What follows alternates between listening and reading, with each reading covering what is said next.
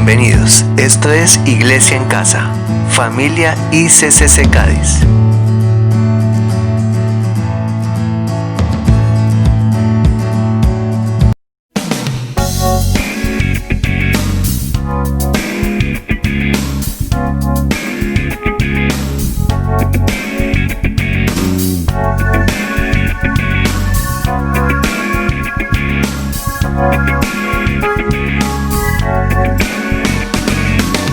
Tu sangre me redimió para darme la luz y la paz. Tu vida se derramó, por mi maldad se entregó. Tu amor incondicional me abrazó con dolor y pasión. Mi vida te ofreceré, mi canto levantaré. Alabanza y honor, poder y gloria al Cordero de Dios, al León de Judá, al único digno de honra, Jesucristo mi Rey y Señor.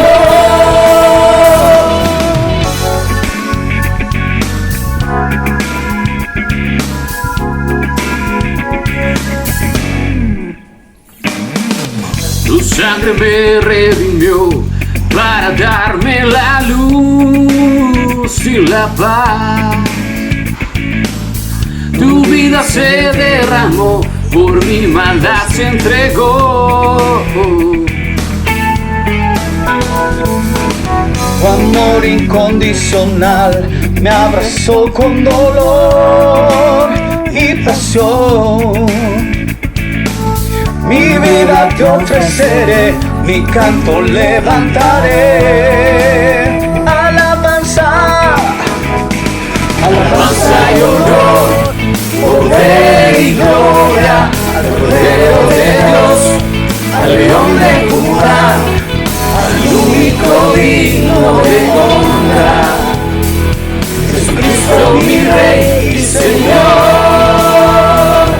Alabanza y honor, poder y gloria al Cordero de Dios, al León de Judá, al único digno de honra, Jesucristo mi Rey y Señor. Anciano de días te quiero exaltar, postrado te quiero adorar.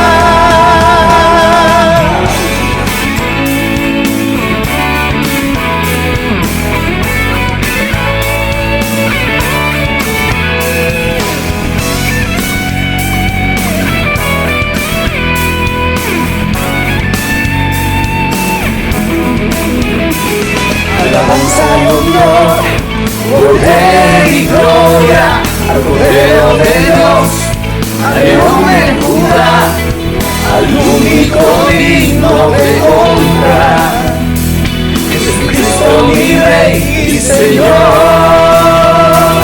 Alabanza y honor, poder y gloria al Cordero de Dios, al León de Judá, al único digno de honra, Jesucristo mi Rey y Señor.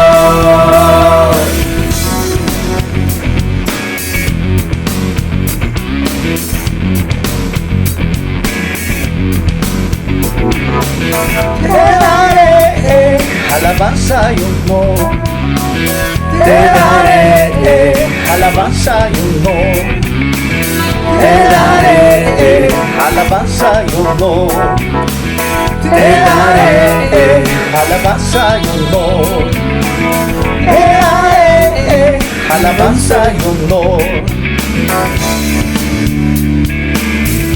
Jesús te adoro.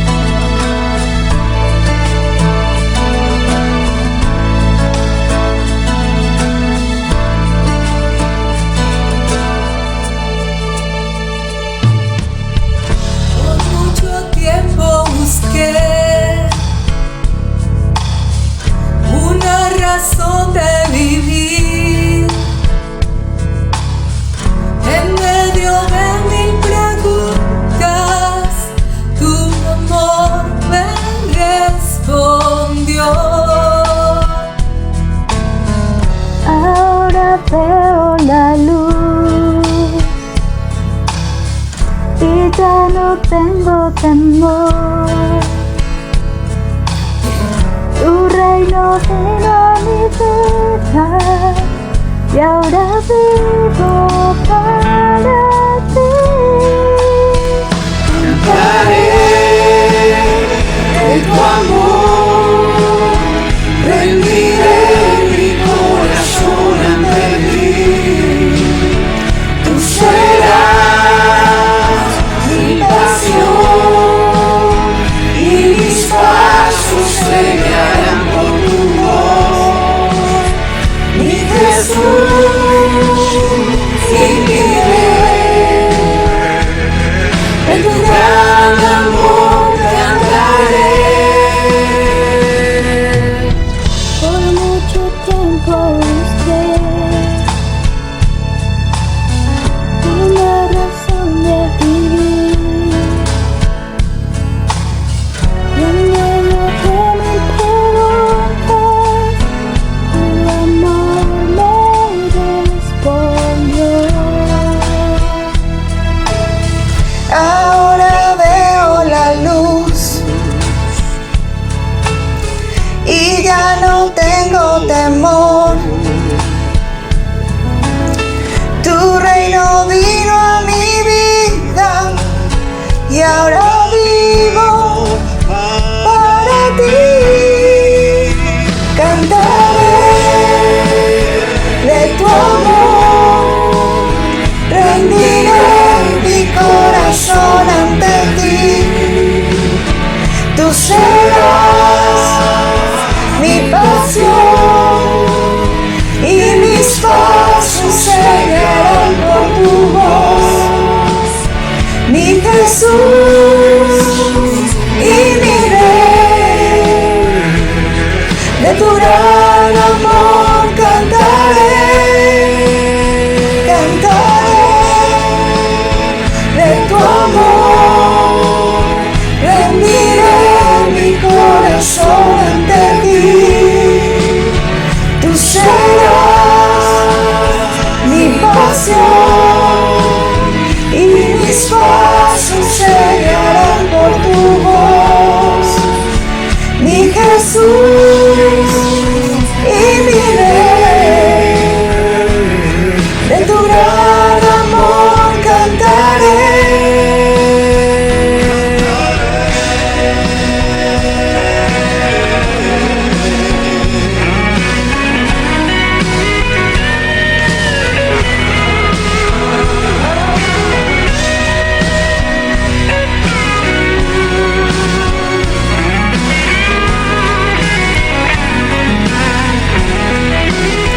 Cantaré de tu amor, rendiré mi corazón ante ti.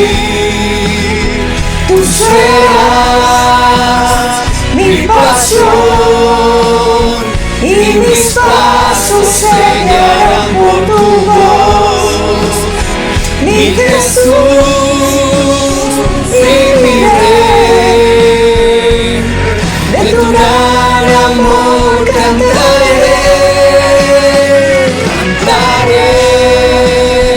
De tu amor, rendiré mi corazón ante ti. Tú serás mi pasión y mis pasos se guiarán por tu voz. Mi Jesús y mi Rey, de tu gran amor cantaré. Mi Jesús y mi Rey, de tu gran amor cantaré. Mi Jesús y mi Rey, de tu gran amor.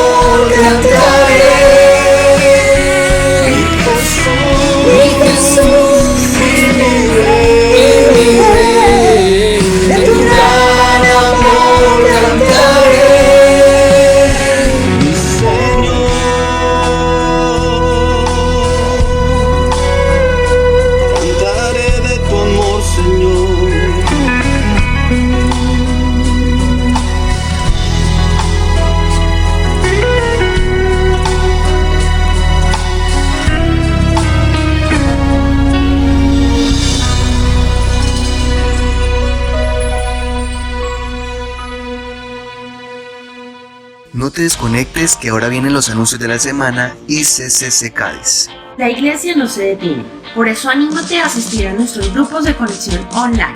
Serán tiempos de alimentación y edificación en grupos pequeños donde compartimos como familia y CCC. No te pierdas la oportunidad de continuar conectado. Estos son nuestros grupos de conexión.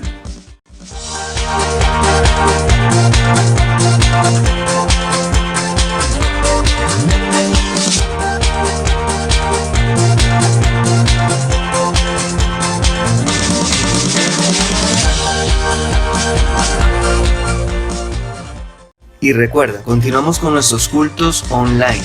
Síguenos en Facebook como Iglesia Cristiana Carismática Cuadrangular Cádiz y suscríbete a nuestro canal de YouTube ICCC Cádiz. Y así estarás al día con nuestros cultos, Igle Kids y clase de preteens online. Conéctate, porque somos Iglesia en Casa.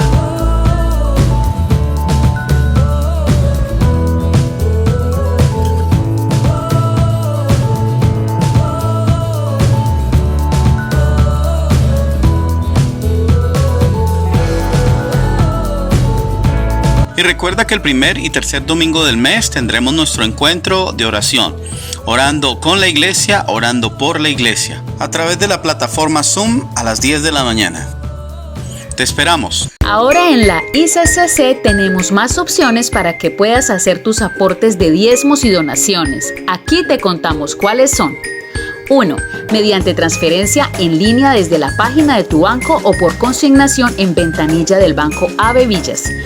2. Mediante corresponsales bancarios del Banco AB Villas. Para esto, verifica los puntos autorizados en tu ciudad y ve al más cercano. La única información que necesitarás es el código de tu iglesia y tu número de cédula. Y 3. Mediante el botón PSE para pagos en línea. Solicita el manual en la oficina financiera de tu iglesia local. Recuerda que estos aportes los debes reportar al correo electrónico de nuestra iglesia, donde debes relacionar tu nombre completo, número de documento, número de celular y propósito del mismo.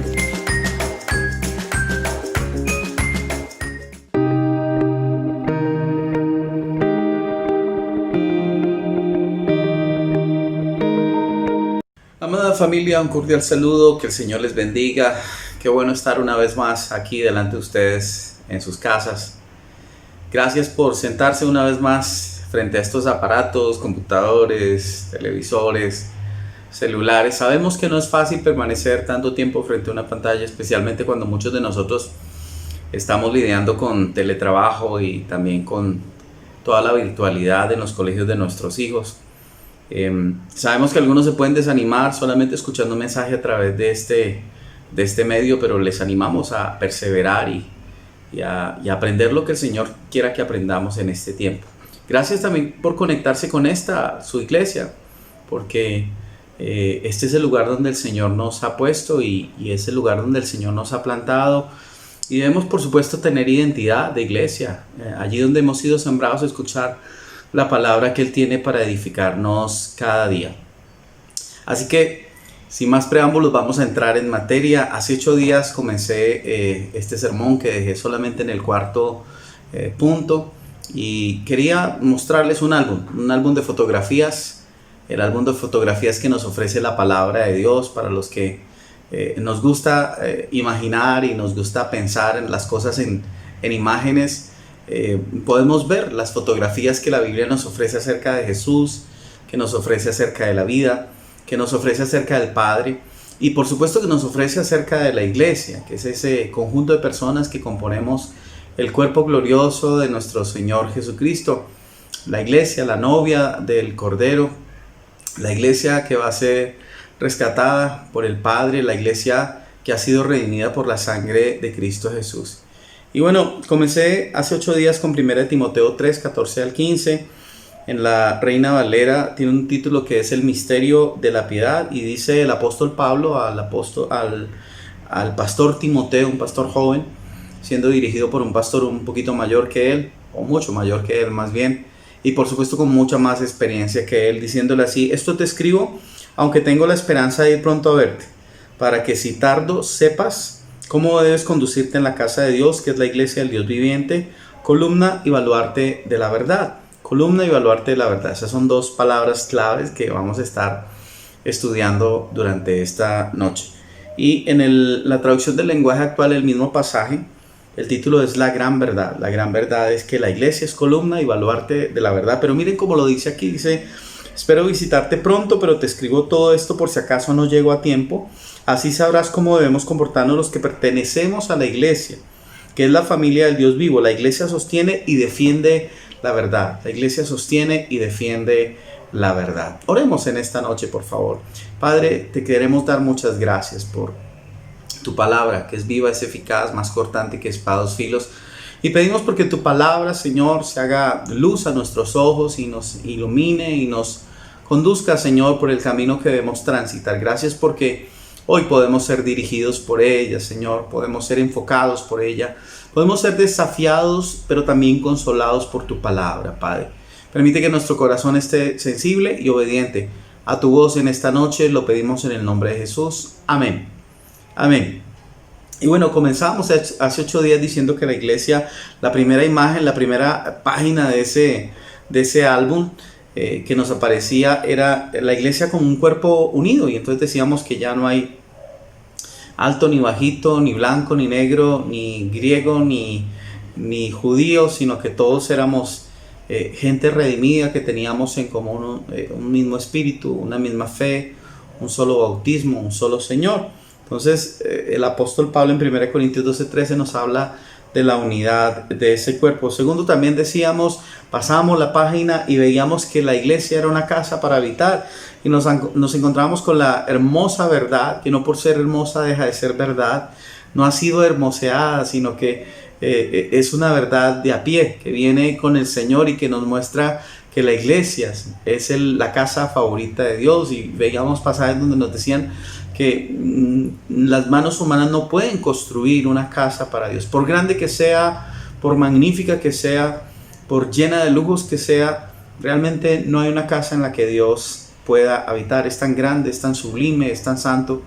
Sin embargo, también a través de las cartas del apóstol Pablo reconocemos que a Dios le gusta habitar en nosotros, que ha decidido habitar en nosotros los que hemos sido limpiados y lavados por la sangre preciosa de Cristo Jesús. Decíamos que nos habíamos convertido en piedras vivas, que son las piedras que se dejan pulir por Dios para conformar, para tener la forma correcta y encajar y conformar la gran casa de Dios.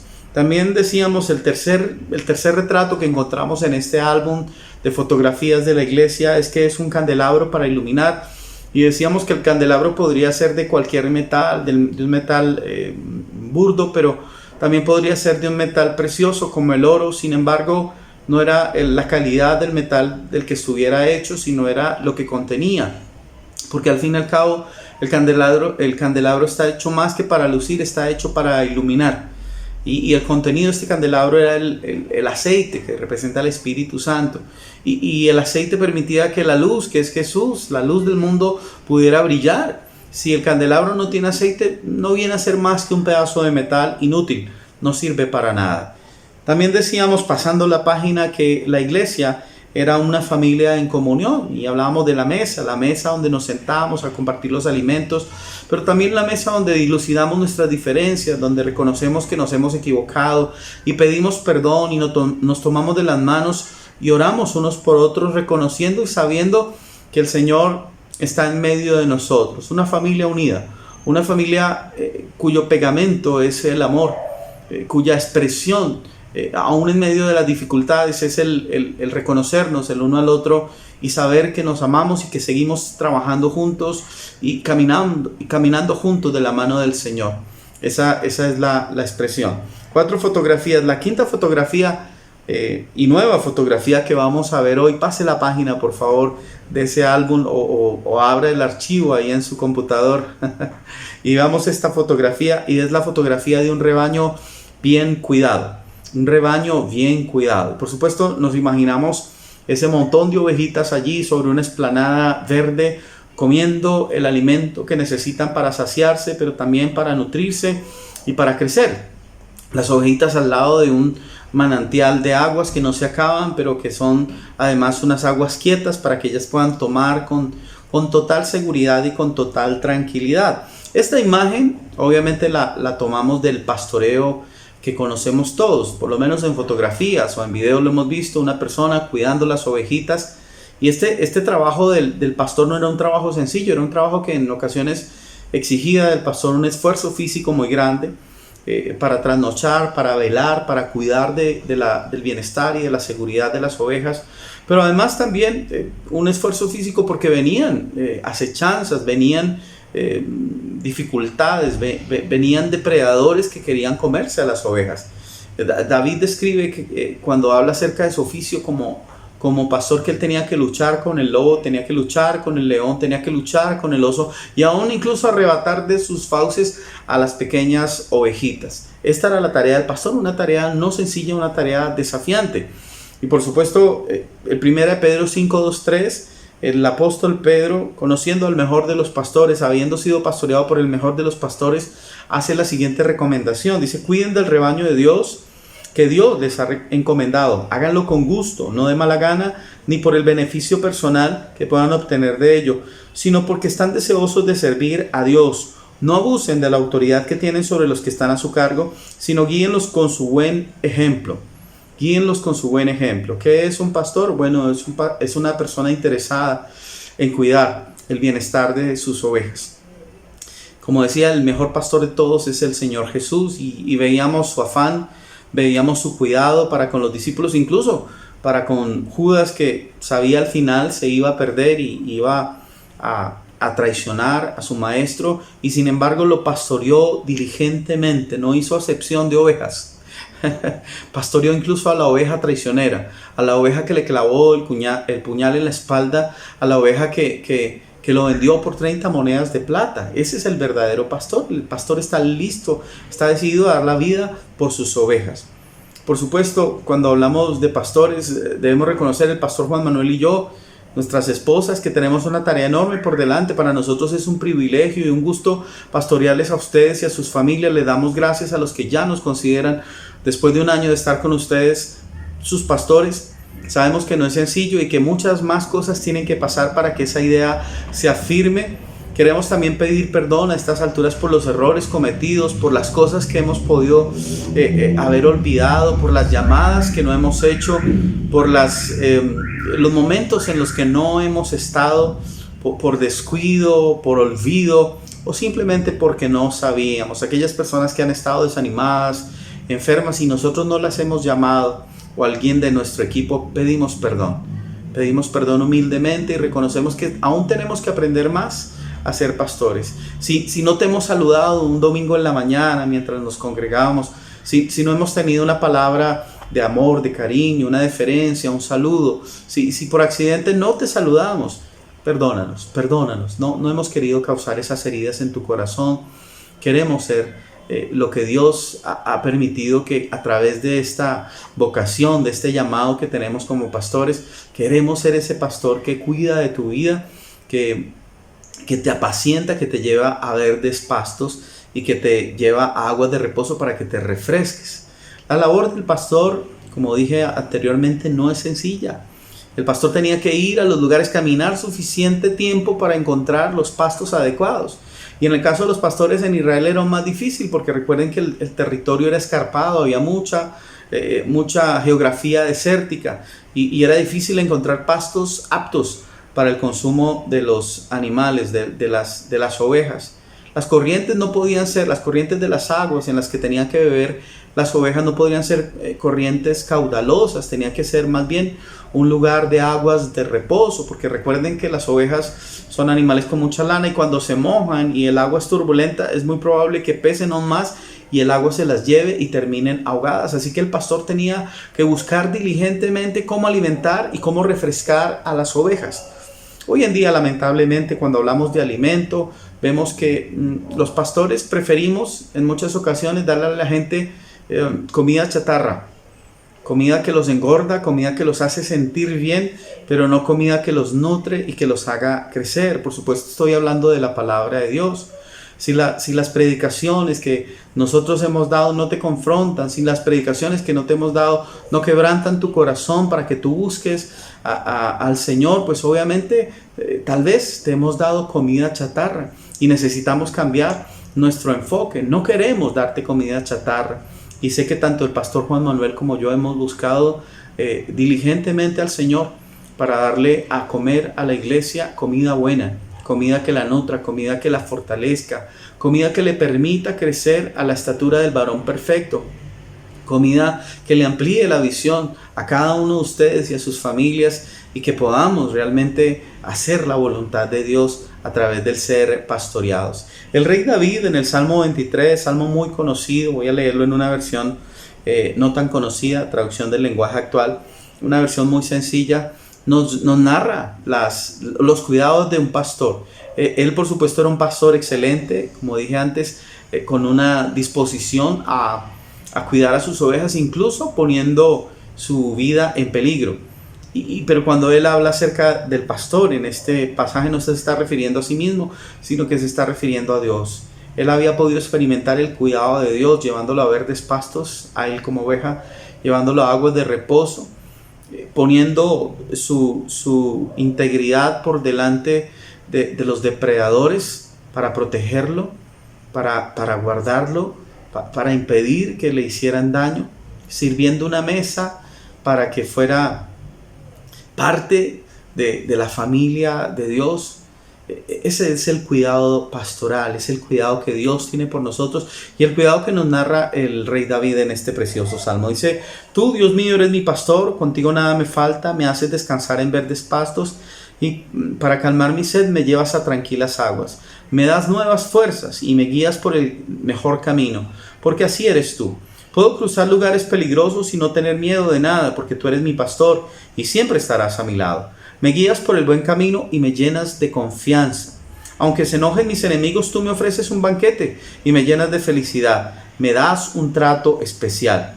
Estoy completamente seguro de que tu bondad y tu amor me acompañarán mientras yo viva y que para siempre viviré donde tú vives. Así que este es el retrato, un rebaño bien cuidado. No necesariamente ovejas gorditas, pero ovejas fuertes. Ovejas que están esperando el alimento de su buen pastor. Ovejas obedientes. Ovejas que escuchan la voz de Dios y la ponen por obra. Ovejas sensibles que no se dejan guiar simplemente por vientos de doctrina, por circunstancias como las que estamos viviendo, sino que escuchan la voz de Dios y esperan diligentemente en Él. El siguiente, número 6, siguiente página o siguiente retrato que nosotros podemos ver en este álbum de la palabra de Dios es que la iglesia es columna y baluarte de la verdad. De acuerdo a 1 Timoteo 3:15 dice: porque si tardo sepas cómo debes conducirte en la casa de Dios, que es la iglesia del Dios viviente, columna y baluarte de la verdad. Y estos son dos elementos en la construcción que nosotros debemos revisar con cuidado. Por eso la columna dice acá que es un elemento arquitectónico de soporte, rígido, más alto que ancho y normalmente de sección cilíndrica o poligonal, que sirve para soportar la estructura horizontal de un edificio, un arco u otra construcción. Hay otra descripción que espero que no sea nuestro caso como iglesia. También puede constituir por sí solo un elemento decorativo, una señal. Es que la iglesia, un elemento arquitectónico de soporte rígido que le da solidez a la construcción, o un elemento decorativo. Somos una columna fuerte para sostener la verdad de Dios en medio de la sociedad, o somos simplemente una columna que pasan y dicen: ay, qué lindo se ven, son una subcultura. Mire qué lindo cantan, mire qué bonito oran. Si es solo eso, mis hermanos, lo único que hemos hecho es perder el tiempo. La iglesia tiene que ser columna, y aquí describe la columna como un soporte rígido, lo suficientemente fuerte para que el techo no se caiga encima, y el techo es la verdad. Cuando la iglesia solamente es un elemento decorativo, la verdad cae al piso y la mentira toma su lugar y se fortalece. Pero cuando la iglesia es el soporte, es la columna, entonces la verdad es erguida, la verdad es reconocida. No necesitamos una iglesia superficial, no necesitamos una iglesia que solamente cante bonito, no necesitamos una iglesia que solamente predique buenos mensajes, no necesitamos una iglesia que se esfuerce por tener lindos edificios. Necesitamos una iglesia que se comporte como se comporta su maestro, como Jesús, como una columna rígida, como una columna que soporta la verdad a pesar de los tiempos que vivimos, a pesar de las circunstancias que enfrentamos. Pero por otro lado está el baluarte, y el baluarte, de acuerdo a esta definición, es una construcción de forma pentagonal que sobresale en el ángulo de unión entre dos lienzos o partes de muralla. Para los que hemos estado en Cartagena, sabemos que las murallas de Cartagena pues son unas construcciones, unas estructuras lineales en gran mayoría, pero no todo es lineal, no es una línea recta, sino que tiene algunas conexiones, ¿cierto? Para que tome la forma de la ciudad antigua. Ahora, esas conexiones donde llega una parte de la muralla recta y otra parte de la muralla recta, esas conexiones en todo el ángulo, esos son los baluartes. ¿Qué hacen los baluartes? Comunican un sector con otro, ¿sí? Permiten que haya comunicación, comunidad, comunión. Entonces la iglesia, por un lado, es una columna, sostiene la verdad, no niega la verdad, es inamovible, es rígida, pero por otro lado es un baluarte que comunica gentilmente la profundidad de las riquezas de Dios, la profundidad de la voluntad de Dios al mundo. Es decir, la iglesia no solamente se mantiene firme y erguida, sino que además tiene puertas abiertas, ventanas abiertas para todos aquellos que quieran conocer la voluntad de Dios. Constantemente la iglesia está comunicando, está hablando acerca de las maravillas del que nos llamó de las tinieblas a su luz admirable. 1 Timoteo 3:15 dice: por si acaso no llegó a tiempo, así sabrás cómo debemos comportarnos los que pertenecemos a la iglesia, que es la familia del Dios vivo, la iglesia que sostiene y defiende la verdad. La iglesia sostiene y defiende la verdad, ¿no es cierto?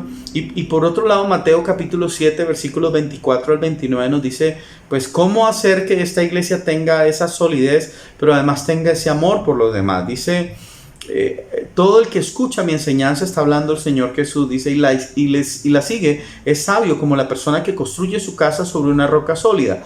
Aunque llueva a cántaros y suban las aguas de la inundación y los vientos golpeen contra esa casa, no se vendrá abajo, porque está construida sobre un lecho de roca. Sin embargo, el que oye mi enseñanza y no la obedece es un necio como la persona que construye su casa sobre la arena. Cuando vengan las lluvias, lleguen las inundaciones y los vientos golpeen contra esa casa, se derrumbará como un gran estruendo. Cuando Jesús terminó de decir estas cosas, las multitudes quedaron asombradas de su enseñanza, porque lo hacía con verdadera autoridad. Algo completamente diferente de lo que hacían los maestros de la ley religiosa. Es decir, ellos reconocieron la autoridad de Jesús por lo que estaba diciendo. ¿Y qué estaba diciendo? Estaba diciendo que el que construye su casa sobre la roca, sobre un terreno sólido, y esto es a nivel individual, ya no estamos hablando de la iglesia, sino a nivel individual, quien construye su casa sobre la roca se convierte en una columna sólida, en una piedra con la capacidad de sostener la verdad. Nosotros como iglesia somos columna. ¿Dónde está fundada la columna? En la roca. Si la columna no tiene un buen asidero, si no tiene un buen soporte, si no tiene un buen fundamento en la roca, pues todo el edificio se viene abajo. ¿Dónde está tu fundamento? ¿Sobre qué estás construyendo en este tiempo? ¿Construyes sobre la roca? ¿Has construido tu vida sobre los principios de la palabra de Dios? ¿Has construido tu vida sobre la salvación que ha hecho Jesús tan grande por nosotros? ¿Tiene tu punto de partida, el punto de partida de tu vida espiritual es Cristo Jesús? Si no es así, tienes que volver a construir, porque probablemente has estado construyendo sobre la arena y vendrán vientos y tormentas, y cuando vengan esos vientos y tormentas te desanimarás. Y tal vez ni quieras saber de Dios, porque tu casa no está construida sobre la roca, está construida sobre las emociones, está construida sobre la religiosidad. Y ahí no hay ninguna columna que se pueda levantar. Necesitas estar afirmado al suelo de Dios. Y el suelo de Dios es la roca. Jesús es la roca de los tiempos, la roca de los siglos, la roca que desecharon los constructores, pero que ahora pasó a ser la piedra angular. Y lo último, el número 7, la última fotografía, el último retrato que nosotros vemos de la iglesia es que la iglesia tiene la belleza y el valor de una perla. Y por supuesto ahí nos remitimos a Mateo capítulo 13, versículo 45 al 46. Jesús, hablando acerca del reino de los cielos, dijo, además el reino del cielo Es como un comerciante en busca de perlas de primera calidad. Cuando descubrió una perla de gran valor, vendió todas sus posesiones y las compró. ¿Qué es la perla de gran valor? Bueno, dice que el reino de los cielos es como un hombre, un comerciante que busca las perlas de primera calidad, las perlas de primera calidad, la perla de primera calidad o la perla de gran valor. Es la salvación que Jesús ganó para nosotros. Es Jesús mismo. No había nadie más que pudiera pagar el precio, el valioso por aquellos que habían perdido el valor. Habíamos perdido el valor a causa del pecado, pero a través de la sangre de Jesús recuperamos nuestro valor y ahora nuestro valor es incalculable. Como la iglesia lavada por la sangre de Cristo Jesús, que ha entrado en una salvación tan grande, nos convertimos también en la perla de gran valor. En la época de Jesús probablemente no había muchas falsificaciones de la perla, pero entre las joyas preciosas era una de las más costosas de su época. Y era difícil identificarlas para personas que no tenían un ojo adiestrado para hacerlo. Pero el que sí lo sabía podía encontrar la diferencia entre un carey o cualquier otra piedra preciosa y una perla original. Por su peso, por la manera como brillaba, por la opacidad de su superficie. En fin. El experto la conocía. Ahora, este experto, este comerciante que reconoce la perla de primera calidad y de gran valor, dice que vendió todo lo que tenía. Entregó todo lo que tenía, lo más valioso que tenía, por obtener esta perla de gran valor. ¡Qué tremendo esto! Mis hermanos, nosotros no podemos pagar nuestra salvación de ninguna manera. Pero cuando llegamos a Cristo nos damos cuenta que lo que tenemos en Él es tan valioso que todo lo demás carece de sentido. Absolutamente todo. ¿Recuerdan al apóstol Pablo? Decía fariseo de fariseos, es decir, de una de las castas más importantes, de una de los círculos sociales más importantes del Israel del tiempo de Jesús. Educado a los pies de Gamaliel. Educarse a los pies de Gamaliel era como ir a Oxford o a Berkeley o a una de las universidades más importantes del mundo. Ahí estuvo el apóstol Pablo, escuchando los mensajes y las enseñanzas del mejor maestro de la época, de la tribu de Benjamín. Por eso su nombre era Saúl, porque recordemos que uno de los más ilustres benjaminitas fue el primer rey de Israel, el rey Saúl. Por eso se llamaba Saulo, antes de llamarse Pablo. Y Saulo significaba grande, significaba un hombre portentoso, el primer rey de Israel. Recordemos cómo era el primer rey de Israel, ¿no? Más alto que todos los hombres, un hombre con un aspecto físico realmente impresionante. Pero luego Pablo cambia su nombre y dice: ya no me llamo Saulo, sino Pablo, que significa pequeño. Y cuando habla acerca de todo eso que tenía en el pasado, la riqueza, porque además era ciudadano romano y ciudadano de Tarso y tenía todo el abolengo que podría tener alguien en la época de Pablo, dice: todo esto lo tengo por basura. El Señor no nos pide que compremos la salvación, no hay nada con que comprarla. Pero cuando nosotros encontramos la salvación, cuando encontramos la persona de Jesús, cuando tenemos un encuentro personal con Jesús, todo lo demás pierde el valor que tenía a nuestros ojos. Y vemos la perla de gran valor. Y nos convertimos en la perla de gran valor porque hemos sido comprados a ese precio de su preciosa sangre, de su preciosa vida, de su vida inocente que se entregó por nosotros, que éramos culpables. Mira a la persona al lado y dile: eres una perla de gran valor. Tienes un valor enorme, incalculable a los ojos de Dios. Eres valioso, eres valiosa. El Señor te ha buscado. El Señor te quiere dar el brillo que deberías tener porque Él te creó. Y Él sabe realmente cómo luce, cómo puede lucir tu vida, cómo puede hacerlo. Hay un programa muy interesante, me gusta verlo, por lo menos para pasar el tiempo.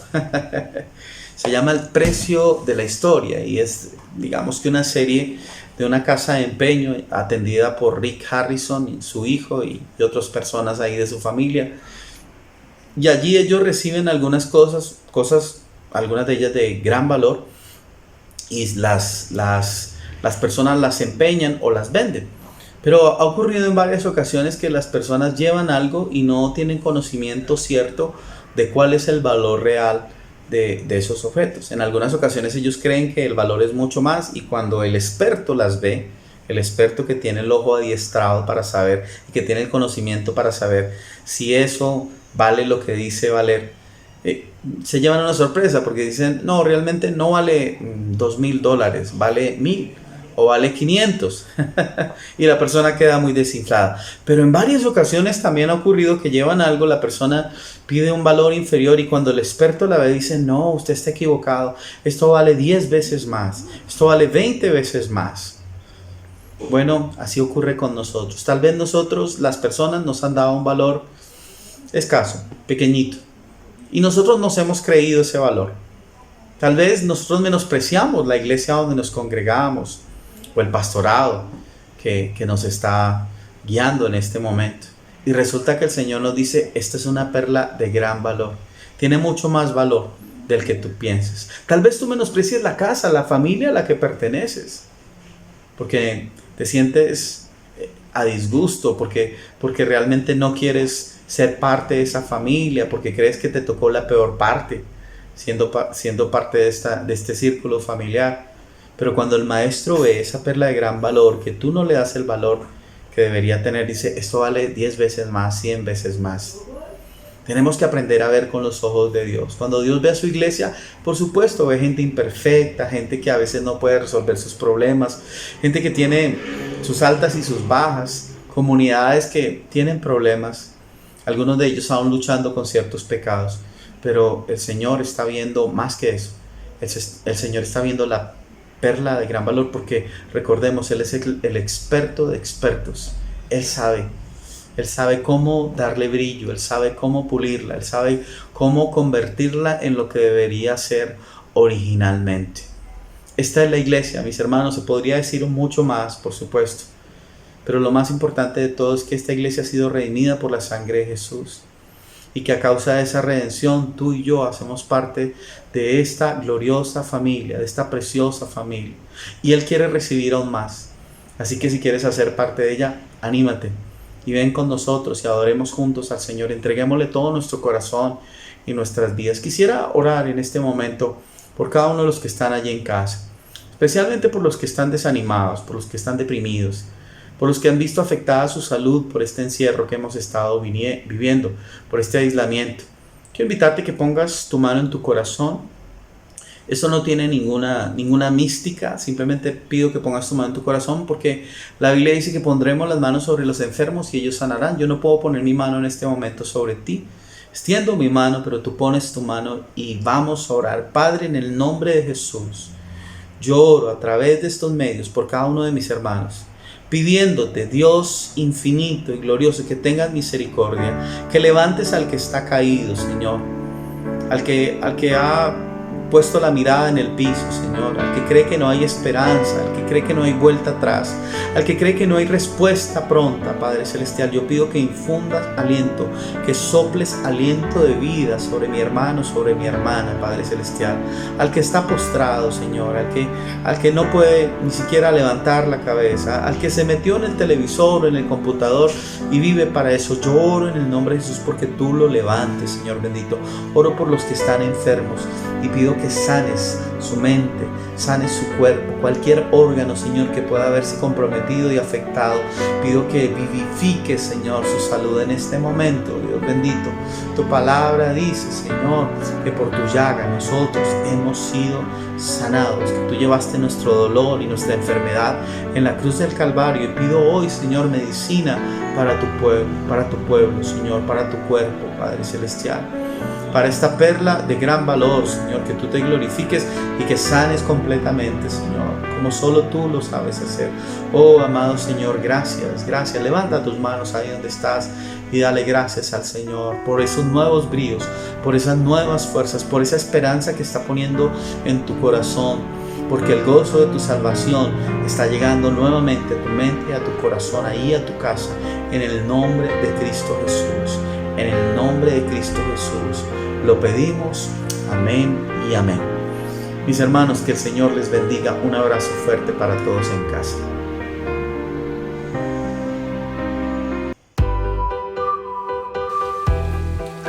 te desconectes, te invitamos a ver nuestro servicio Igle Kids.